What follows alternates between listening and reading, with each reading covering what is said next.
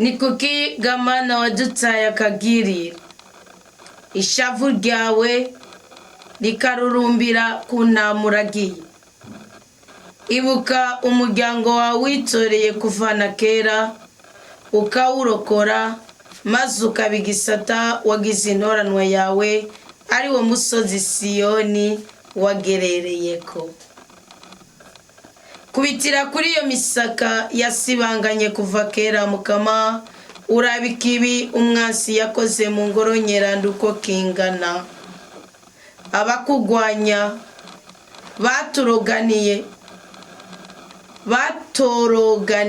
batoroganiye imbere mu kibanza cyawe cy'amakoraniro, bahashinga amabendera yabo ngo abe ibimenyetso bibaranga. Ubabonye wamengo nujya muntu akirije ishoka mu ishamba ry'ibiti bizitanye. None ubu bariko bamenagurira rimwe ibyasaruwe mu biti bihasharije bakoresheje ishoka n'inyundo. Ingoro yawe nyeranda bayihereje umuriro, barahumanije ingoro y'izina ryawe ku isi. Bibwira mu mutima wabo bati ingo tubacinyirize rimwe. Baraturiye ibibanza byose by'uguhuriramwo n'Imana mu gihugu.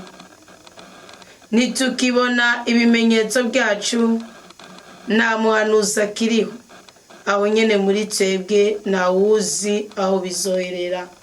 Mbega Mana, abakugwanya bazoshitsa ryari kugutyoza? Umwasi azogumana najya tuka izina ryawe. Ni kuki ugaruye ukuboko kwawe, kandi ukuboko kwawe kukuryo kugoborore nyabuna ubatikize.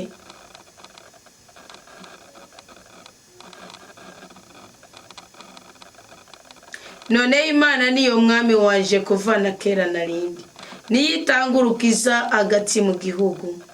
Ni wowe waciyemwo kubira ikiyaga ukoresheje ubukomezi bwawe, usabye imitwe y'ibisizi imwe byose byari muri ayo mazi. Ni wowe wamenaguye imitwe y'igisato cyo mu mazi, ukigaburira ababa mu bugaragwa ngo bakirye.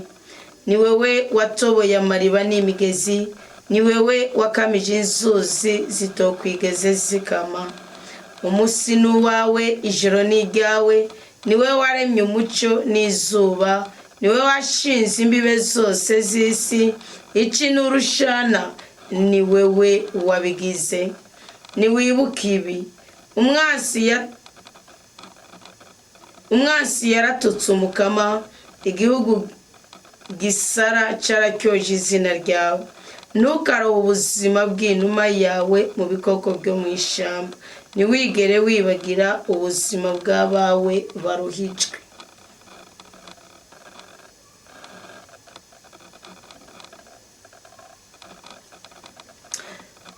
Nutereze amaso ku isezerano ryawe, kuko mu micokwe y'igihugu atabona huzuye uburumba bw'ababisha. Ntureke ngo uwuhahaza ataha maramara, nuhumurushwa n'umukene guhayagiza izina ryawe. Haguruka Mana wiburanire, ibuka ibitutsi uwusara yirirwa aragutuka. Ntiwibagira imitongano y'abansi bawe, n'urwamo rw'abakugwanya ruguma rwongerekana. Tugire Kristo, murameze neza, murakaza neza kuri iki gicaniro cy'ubutabazi bw'Umukama ku buzima bwacu, cyo mu izamu ryo hagati ya saa 12 na saa 3 z'ijoro. Turi ku gicaniro cy'inava cya saa 2 z'ijoro. Birumvikana ko ari cyo gicaniro duca dusozerera ko uyu munsi. Mbere yuko tuganira, ndasabye Imana mushobora byose ihezagire mwebwe mwese ibirenge byanyu bikomeza kubura inkuru nziza. Imana yishimire imitima yanyu mu buryo bw'umwihariko. Turi ku munsi ugira ndwi muri imisi 21 y'amasengesho, aha turiko turasaba Imana ngo itwereke ikintu gishasha mu buryo budasanzwe. Nsabye Imana ngo ihe umugisha wewe. ibirenge byaduze kuri uwo musozi, abaje kutura uyu munsi, aje kutura uyu munsi, ndasabye ngo Imana mushobora byose ibayezagire. Ahantu hose muzohagarara muzohabyaza umusaruro, kandi icyo mwasabye Mukama muri ngaha kuri uyu musozi ubutabariro bw'Umukama ku buzima bwacu, ndasabye ngo Imana ibibarose mu izina rya Yesu Kristo. Mwanya wose mwamaze ngaha mbipfurije umugisha w'Imana. Si cyo gusa, mwebwe namwe mwahageze mu buryo ngurukana bumenyi, mu buryo nkorana nguvu, nkorana mbaraga, nkorana bubasha, ngurukana bumenyi, mwebwe mwabikoze mukabikora mu buryo butandukanye. Benshi mwagiye mwandika ngo n'amazi y'umukozi w'Imana araruheka da. Sindi wa mugabo mwakoze kumara inyota, kuko umwami Hezekiyashi muri Isaya, mu buhanuzi bwa Isaya yaravuze ngo Imana yamutumye ko ngo naragawere, avuga ati Imana ibuka ko abanyisraeli bagize igisuzuguro cy'ukubura amazi meza y'ukuntu abayabahaye ngo bakabatuka kandi bakayabashoresha ibitutsi bibabaza amarangamutima yawe. Ngo nanjye nakoze igishoboka cyose ngo mbarondera amazi yo kunywa. Imana yavuga ati urwo rupfu ndarukuyeho matsi.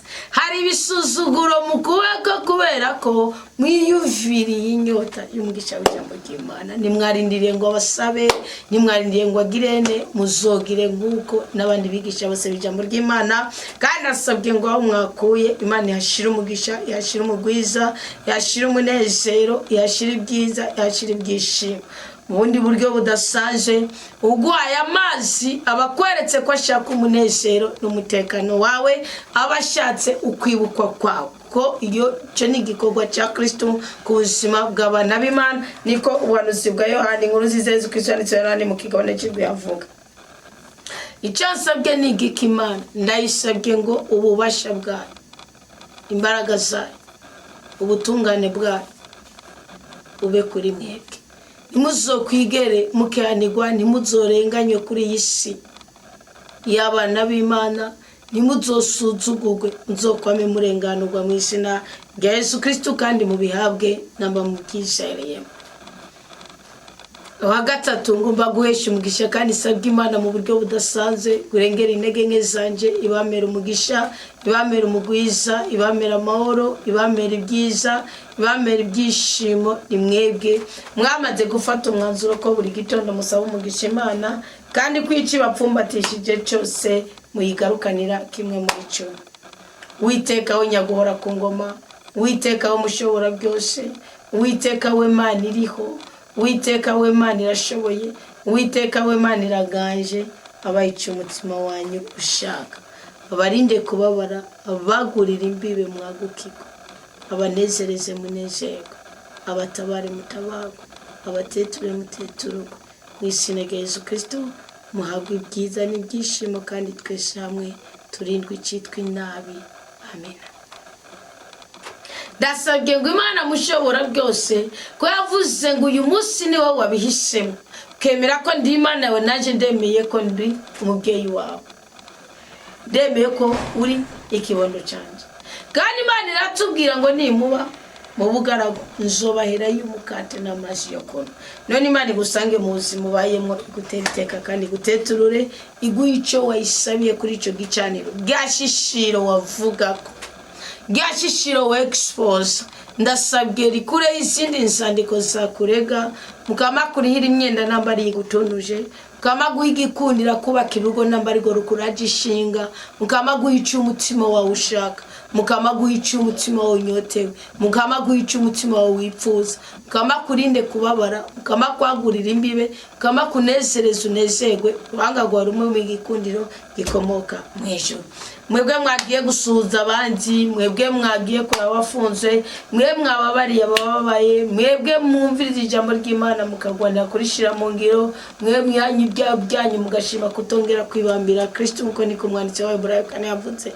Ndabasabye ngo mukomereze aho nyene, kandi ndasabye ngo Imana ishitse ibyo yatwemereye. Umukama ahezagira ubuzima bwacu, Mukama atsyorora amarangamutima yacu, Mukama aturinde kubabara, Mukama tuwagurira imbibe, Mukama adutere iteka kandi aduteture mu makuba atandukanye. umukama aneshereje ubuzima bwacu kandi umukama aho ibiganza byacu umugisha n'umugwiza dukwire mukamenyo kaba twese mu gatondo twari twabyutse tuvuga jambo riri muri Zaburi 119 ngo mukama yavuga ngo ntunetereze ngo niwemere ko ngira ibitetegwe mu kunyima ibyo ndagusabye iryo jambo wamenga ndaribonye ubushasha kandi Zaburi nari maze kuyisoma yose ngo ntunetereze mu kunyima ibyo ndagusabye byo mwasabiye umukama ku bicaniro bitandukanye by'umukama twubatse uyu munsi ndasabye Imana ibibaye mu izina rya Yesu Kristo. None rero ngo manganire namwe kuri Zaburi ya 74. Bibiri iravuga ni Zaburi ni nyigisho ya bene Asafu. Ni nyigisho ya Asafu. Bene abari bene Korali. Ngo Imana nigarukire ikibare cyayo. Uyu munsi ugirindwi ni umunsi w'uko Imana yari kugaragaza ikintu gishasha ku buzima bwawe. Hari abantu mutahawe mugabo mwatanze. Hari abantu mutinjije mugabo mwasohoye. Burya rero ibanga ririwaye. Hari abantu mwihanganiye ariko mutihanganiwe. Hari abantu mwarekuriye ariko mwe ntimwarekuriwe. Hari abantu mwababariye ariko mwe ntimwababariwe. Hari abantu mwabwiye ko mukunda ariko mwe ntibabwiye ko mubakunda. Hari abantu mwahesheje umugisha mwabaye impuzu mubaye ibirato mubaye amafaranga mubarema mu mutima mwiza murabagaburira. Awe ubaza ngo wataye. Iyo Mana ungirira neza ugaragaza igitangaza ku minwe yose yatanze. Ntihakagire n'umwe abura ingerane abura inshuro 10. Sibyo mubyo yatanze. Kandi ndabikwisabiye kuko urabitanga bitangira uwo. Uyu munsi w'indwi ubundi twabwiriza kuba nibitangaza. Munsi w'indwi turi mu masengesho. Habwirizwa kuba ikintu cyakoretse mu ijuru. Ariko ugiye gusoma mu buhanuzi bwa Daniyeli mbibiri banga.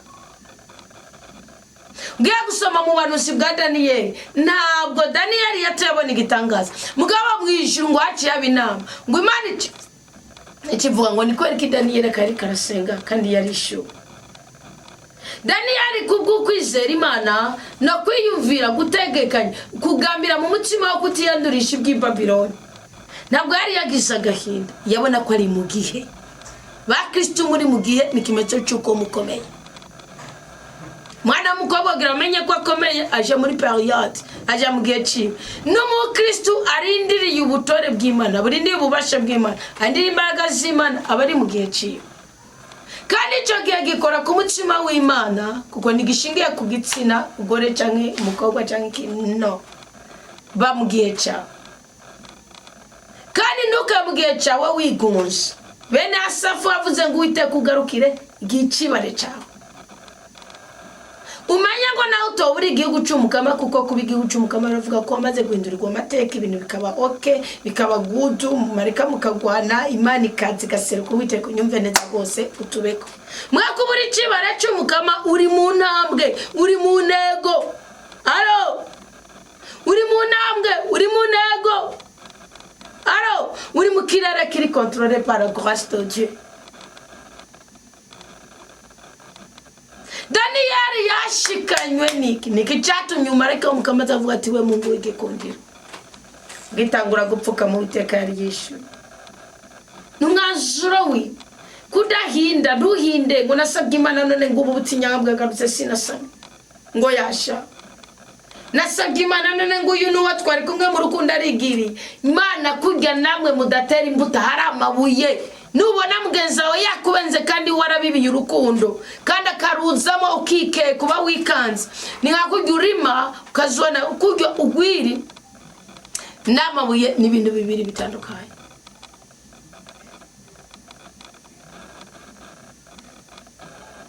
Imbuto iteye mu mabuye niyomera n'ibyoko. Imana hari amabuye yakuye byagusabye gutanga imbaraga nyinshi byagusabye ko wingana cyane byagusabye kurekura umugisha. Mana ibiganza byahesheje umugisha umwohoro. Mana umwana we yavuze ataka gacikano ndagatanga nanjye basangiye nabo. Mana umwana we yahise umuyigo ati nanjye izotariki nanjye icyo gihe nanjye nugira icumaye ndakwinginze umumera umugisha uzokoze papa. Mbigusabiye ku gicaniro soza umurabe mu kiganza canje cy'ukuriko uraye no mu kiganza canje cyo kubafu ntabwo hari icyo umutima wanjye ucinje ntawe nirengagije. ibyo wamaye nawe nirengagije. Ngira neza umumugisha, ngira neza umumugwiza, kandi umugisha ndagusabye hejuru y'indi migisha nuko imino yatanze uno munsi itototezwa, itomaramara, itokeregwa, itocinyizwa.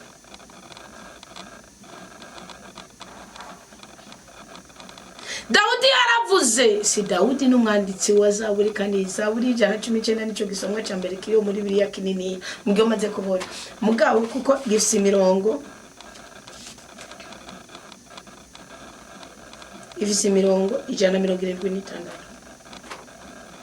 Iyi Zaburi yanditswe ngira ngo nabanditse kuko uriko harimo amajambo ya Dawudi, harimo amajambo ya Salomo, harimo amajambo ya Siraki, harimo amajambo ngira na Asafu, harimo amajambo na bene Kora. Ariko umurongo wa 57 yaravuze ngo intorano yanje mukama ndabivuze nukusigama amajambo yawe. Iyana umurongo nuwo kwa Dawudi. Ngo nagutakambira n'umutima wanje wose, ngirira imbabazi nkuko wabivuze. Narasuzumye amayira yanje, nja ndahindukira ngaruka ku mabwirizwa yawe. Abatayukwemera muhebe inzira zanyu, abiyeguriye ububeshi, abiyeguriye akaborerwe, abiyeguriye kuraguza, abiyeguriye ubwibone, abiyeguriye akarenganyo, abafise umutima w'idodomba muhebe inzira zanyu. Sese jewe na wewe atiyegoreza umukama aratubabarira, kuko imbabazi ziwe zamaye ibihe byose.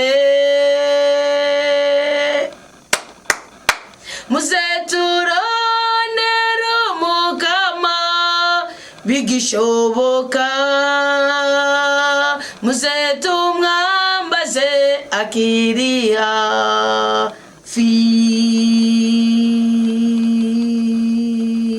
muzeturonera umukama bigishoboka, muzetumwambaze akiri hafi. Reka mbabwira akantu kamwe, kuba ariko umwanditsi araginisha n'ubuhanuzi bwa Isaya. Mana simbesha mu ijambo ryawe, cyo wamaye nzogitanga uko kiri. N'ubuhanuzi bwa Isaya kangahe? 55. Kamanze mbira mutarambigwa, ari ubuzima, ari ubuzima mwihorere. Yemwe mwebwe mwese munyotewe nimwegera amazi, nuwanyene adafise amahera niyegera amazi. Nimuze nimugura ingano murye, nimuze mugura ingano naho mwamutsagira amahera, musume no muvinyu n'amata mutarinze kubigura. Ni kuki mutangira amahera bitari byo kurya? Ni kuki muruhira bita bahaza? Nimunyumvirize neza mubone kurya neza, muzoheza muryoherwe n'imfungurwa zinuze. Nimutega amatwi kandi muzi wanje, mwumvirize niho muzobaho. Nzokungana namwe isezerano ry'amaho, ndangura ubuntu naraganiye Dawudi. Mwabyumvise? Ndaje kubabwira n'akandi kantu. Ndi kuri rya jambo ngo wewe utahawe uyu munsi cyo wari witeze utagiha, mugabo wowe kugwa ruhande wujuje inshingano zawe, wababariye wigoye wagize utwigora. Ni wowe ndiko ndabwira. Dawudi yaravuze ngo byakunda gutekomba mu nzu y'ibiti by'imyelayo n'abarubakira umukama. Wabanje kubakira umukama ngo umukama yungiseza na Dawudi wakoze amaraso kwe yanzo cyangi bakiramuka ndiwegeranye ibikoresho mu hugu nzoguha wisezerana umugamo bari mibabara azonyubakira iyo nzu. Atariko nkiri Imana y'ijuru n'isi kandi rero nihindukaga, ni Alpha na Omega, ni tanguriro ni herezo. Abayifise twese turahiriwe.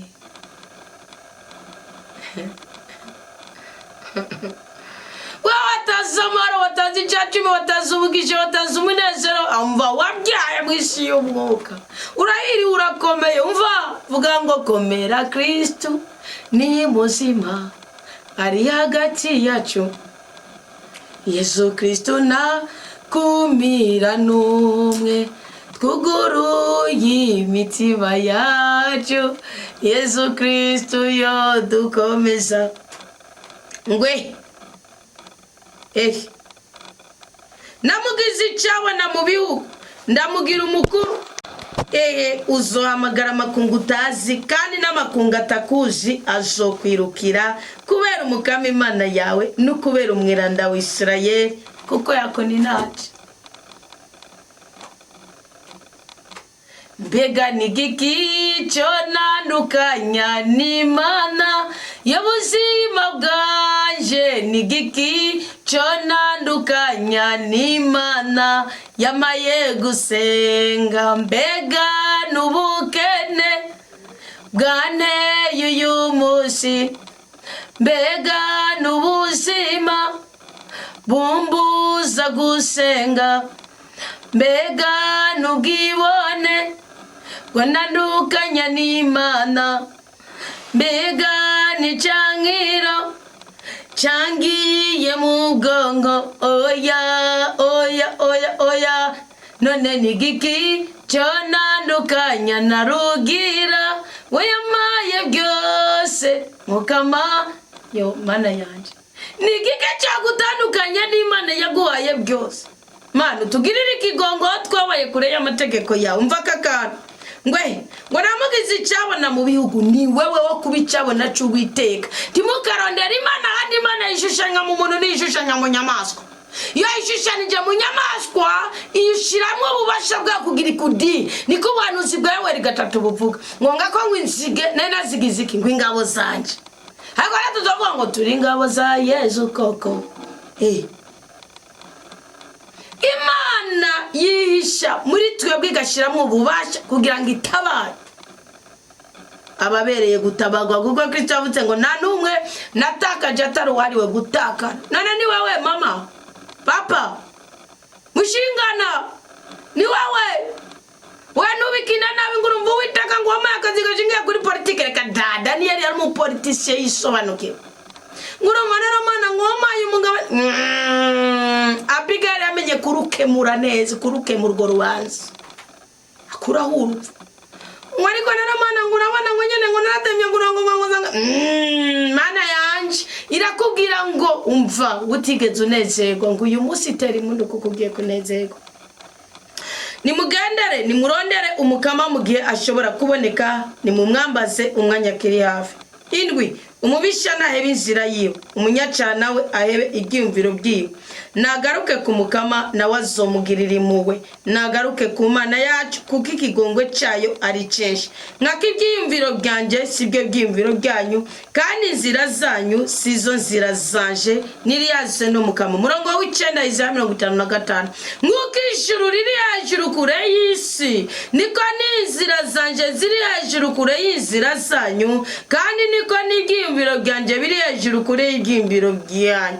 Nk'uko imvura n'urubura bimanuka biva mu ijuru, maze nibisubire bitavomeye isi, bitayirondoye kandi bitamejeje ibitegwa, bitahaye imbuto umubibyi n'imfungurwa uwurya, niko n'ijambo rivuye mu kanwa kanje rimeze. Niringaruka ko ritagize akamaro, ritakoze icyo nipfuza, ritaranguye icomba naritumye.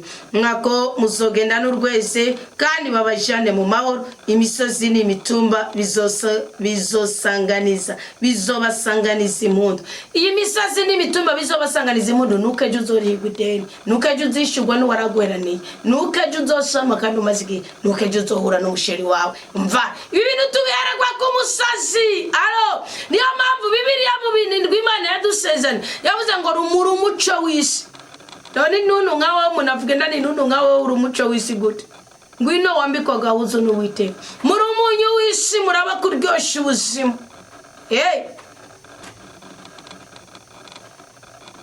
Ukabaho mu buzima bunaniza benshi, bakakwibaza ko bagasangura hiri, bakakwibaza ko bagasangura ryohe, bakakwibaza ko bagasangura happy, bakakwibaza ko basanga na cyubuzi baba bafise iminaniro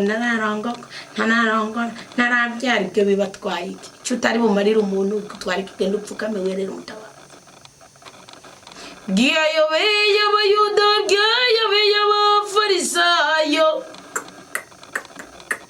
ndetse n'abasadusayo birabayobera umva by'ukuri muri Kristo Yesu turaryamanye ibanga abigeme b'umwami Yesu turaryamanye mu halo abigisha b'ijambo ryayo turaryamanye ibanga uko tubayeho mwisi birabayobera benshi byayobeye abayuda byayobeye abafarisayo ndetse n'abasadusayo birabananiza by'ukuri muri Kristo Yesu turaryamanye umfa ndaceceke gato none rero Imana iduha umugisha inoranwa yacu ibe kusigama amajambo y'umugabo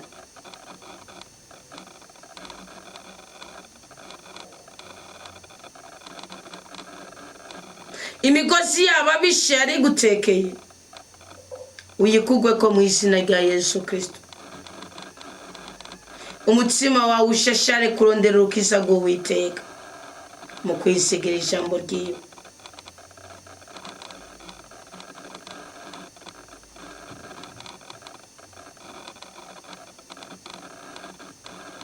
Mukama nuzuduhoza ubwoko bwawe Mukama nuzuduhezagira ubwoko bwawe Mukama nuzudutabara ubwoko bwawe niwemere ko dutakara twebwe abana bawe twaje kuri iki gicaniro kuko dufite amashimwe tuzanye kandi dufise n'imitwaro twari tukuzaniye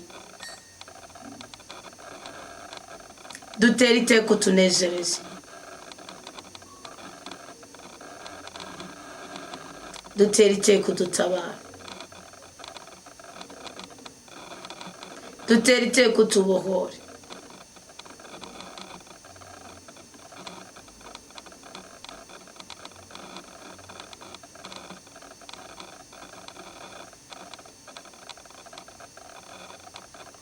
dutwengereza amarangamutima humugisha ubuzima bwacu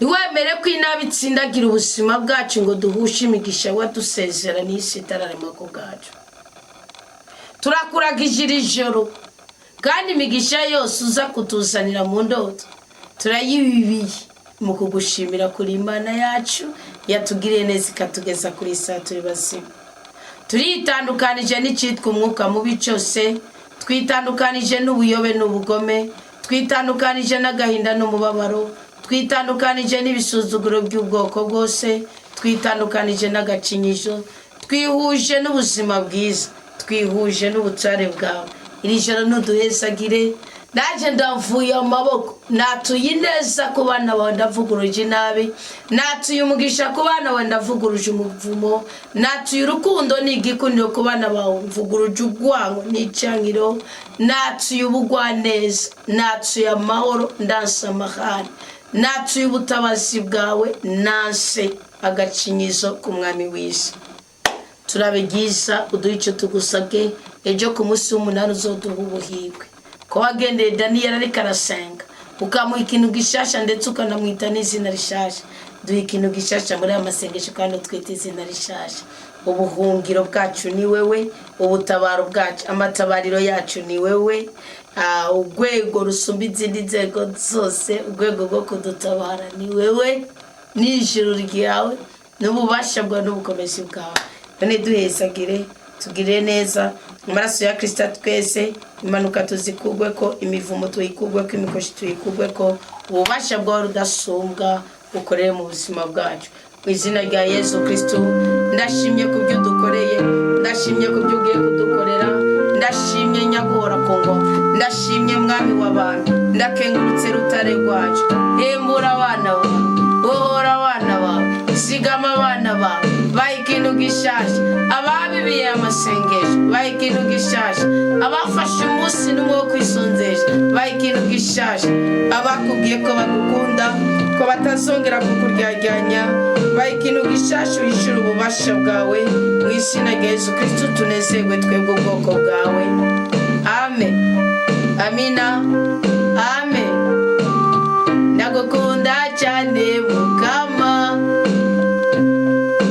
uri umwami wanje, reka ndabivuge ko ndagukunda cyane rwose. Uwiteka aduhe umugisha twebwe ubwoko bwiwe.